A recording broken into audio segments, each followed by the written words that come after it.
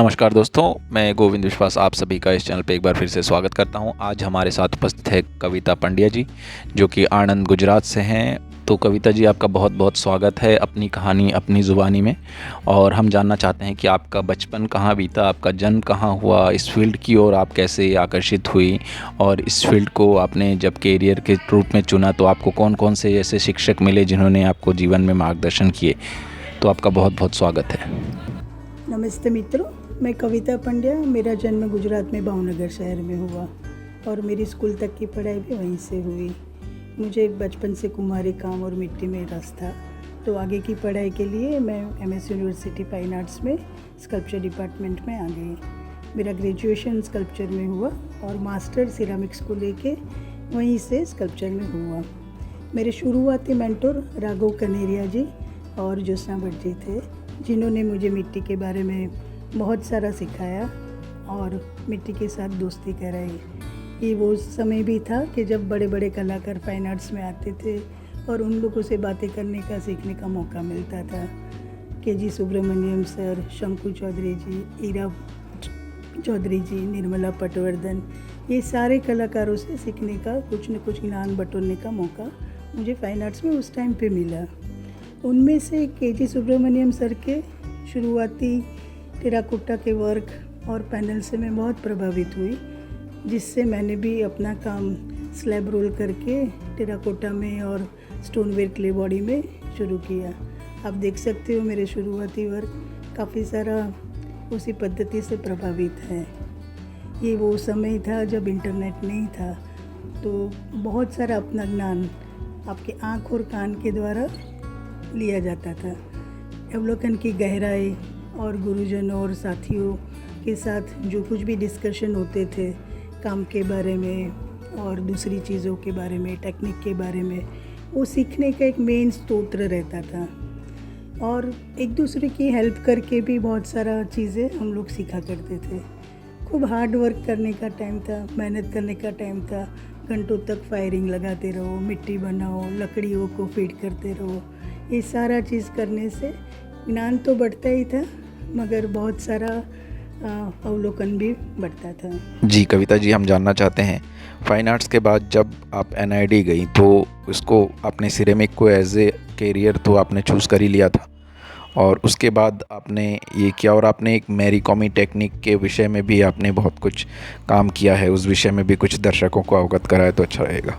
क्योंकि मेरी रुचि production pottery में भी थी, तो फाइन आर्ट्स का अभ्यास ख़त्म करने के बाद मैं एनआईडी में चली गई।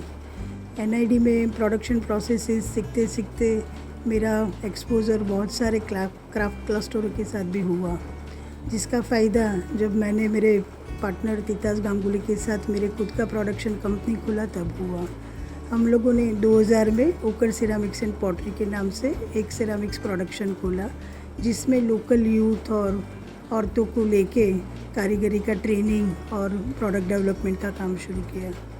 बहुत सारे एक्सपेरिमेंट हुए, मिट्टी से लेके भट्टी तक, और आर्ट और प्रोडक्शन दोनों अलग अलग डायरेक्शन में रहते हुए काफ़ी सारा मेरा समय वही डिज़ाइनिंग में और ट्रेनिंग में चला जाता था।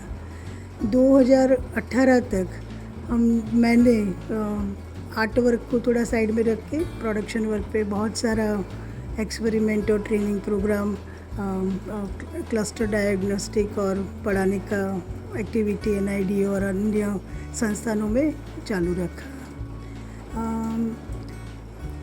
उस दरमियान हम लोगों का एक प्रोडक्ट रेंज था विंडचाइम, और विंडचाइम डेवलप करने में ये रिक्वायरमेंट हुई कि उसका सरफेस जो है वो दोनों तरफ हम लोगों को आइडेंटिकल दिखना चाहिए। तो उसके चलते हुए मैंने नेरिकोमी टेक्निक का स्टडी 2011 में शुरू किया, और बहुत सारे लोगों की मदद से मैं उसमें थोड़ा गहराई में उतर के उसका कॉम्प्लेक्सिटी को समझ पाई। और इस प्रकार से उसके बाद मेरे सारे काम वही टेक्निक में केंद्रित हो गए। प्रोडक्शन में तो नेरिकोमी टेक्निक लाए, मगर फिर मैंने उसको धीरे धीरे अपने आर्ट के फॉर्म में भी यूज़ करना और एक्सप्रेस करना शुरू किया। जी कविता जी, जो ये बाउल और प्लेटर ये सारी चीज़ें तो नॉर्मल उसमें आती हैं सिरेमिक में, पर आपने बहुत सारे इंस्टॉलेशन भी किए हुए हैं, तो वो किस काम के बाद आपको वो इंस्टॉलेशन करने का सूझा? और दूसरा, जो आप मैरी कॉमी टेक्निक में इस तरह से बहुत लगातार काम करती जा रहे हैं, तो उसमें कितनी संभावनाएं होती हैं नए नए एक्सपेरिमेंट्स की, उस विषय में भी आज बताए तो अच्छा है। एक लंबे दौर के बाद जब मैंने मेरे आर्ट वर्क फिर से शुरू किए और वो भी नरीकोमी टेक्निक को लेके, तो मुझे बहुत बड़ा कैनवास मिलता था इस टेक्निक में। और मेरे काफ़ी सारे काम मैंने इंस्टॉलेशन फॉर्म में करने का सोचा और किया। और मेरे लिए इंस्टॉलेशन का मतलब होता है कि कोई एक स्पेसिफिक प्रीफिक्स जगह को लेके, स्पेस को लेके आप काम करो और आपके काम के माध्यम से आपके जो आप इंस्टॉलेशन वहाँ पे लगाते हो उससे उस जगह का पूरा परसेप्शन चेंज होता है। और इंस्टॉलेशन एक 3 डायमेंशनल कंपोजिशन होता है और बहुत सारे मल्टीपल यूनिट भी होते हैं। ये मेरी सोच है और मेरे काम को मैंने उस तरह से फिर डिज़ाइन किया। क्योंकि नरीकोमी टेक्निक के basic elements line and dots थे, तो बहुत सारे प्रिमिटिव स्टाइल के पैटर्न बेस काम करने का मेरा बहुत सारे एक्सपोज़र उस हिसाब से भी रहा।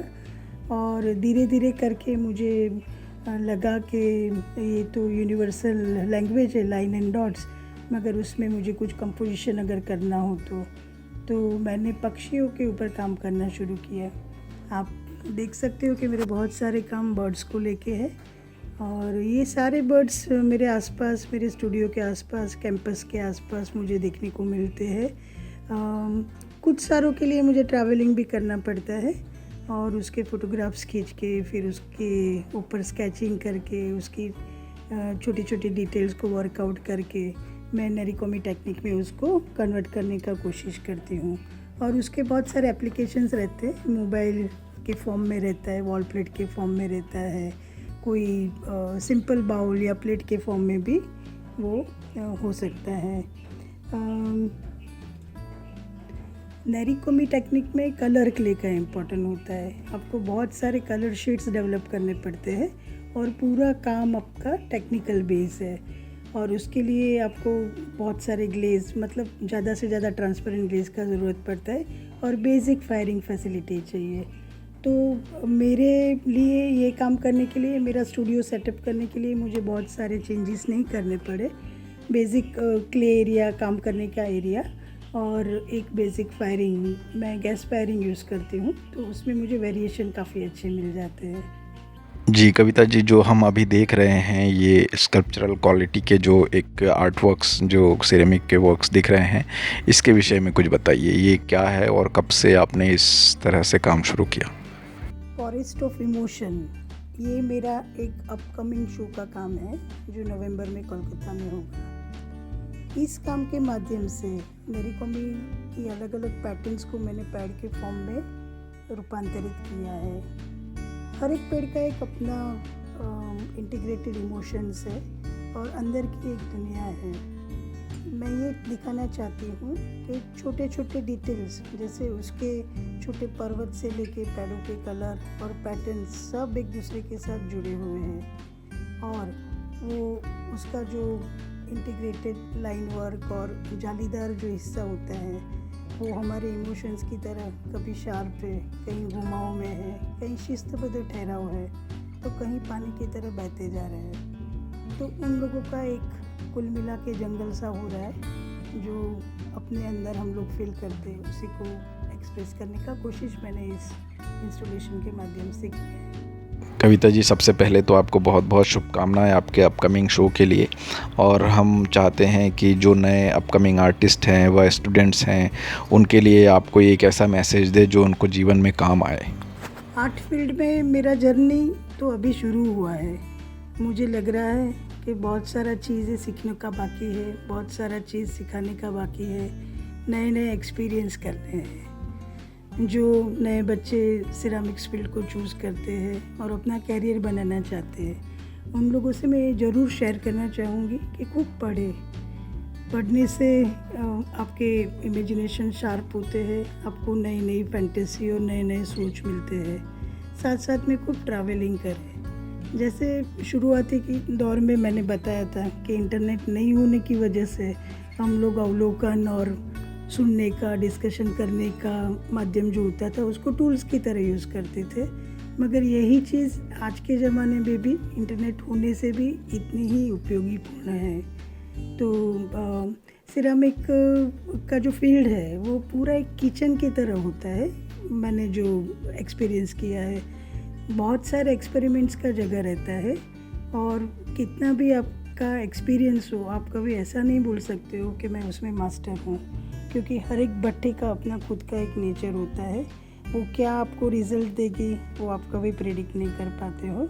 और हर एक मटेरियल में थोड़ा सा बदलाव लाने से, जैसे किचन रेसिपी में थोड़ा सा हम लोग इधर उधर कर देते, नया रेसिपी मिल जाता है। ऐसे ही ये मज़ेदार फील्ड में आप थोड़ा सा इधर उधर करते हो, आपको एक नया स्टाइल मिल जाता है, आपको एक नया रिज़ल्ट मिल जाता है, नया क्ले बॉडी मिल जाता है, नए ग्लेज मिल जाते हैं। तो कभी कोई ठहराव नहीं होता है, वो पानी की तरह बहने वाला पूरा फील्ड है।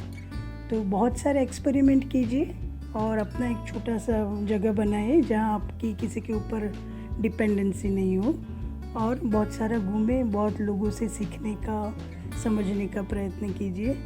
और इस काम को सही में मटेरियल बेस्ड काम है, तो करने में, समझने में बहुत सारा लंबा टाइम लग जाता है, मगर उसका जो आनंद है और उसके जो भट्टी के जो बाहर एक गरम गरम सिरामिक्स निकलता है जिसको आप होल्ड करते हो, वो समय का जो आपका आनंद है उसका मूल्य कभी आपके काम के मूल्य से कंपेयर नहीं होता है। तो इसी के साथ मैं सबका धन्यवाद करना चाहती हूँ, और प्लीज़ इस चैनल को लाइक करें, शेयर करें, सब्सक्राइब करें, और ये जो एक्टिविटी गोविंद जी कर रहे हैं उसको आप आगे बढ़ाइए। Thank you so much. जी, थैंक यू कविता जी, आपने इतना समय निकाला इस बातचीत के लिए। और जो भी इस चैनल पर नए हैं उस चैनल को सब्सक्राइब ज़रूर कर लें, अपने दोस्तों तक शेयर करें, और जिनको भी सिरेमिक के बारे में और जानकारियाँ चाहिए वो भारत भवन में सिरेमिक स्टूडियो है, वहाँ भी ज्वाइन कर सकते हैं। बहुत बहुत धन्यवाद।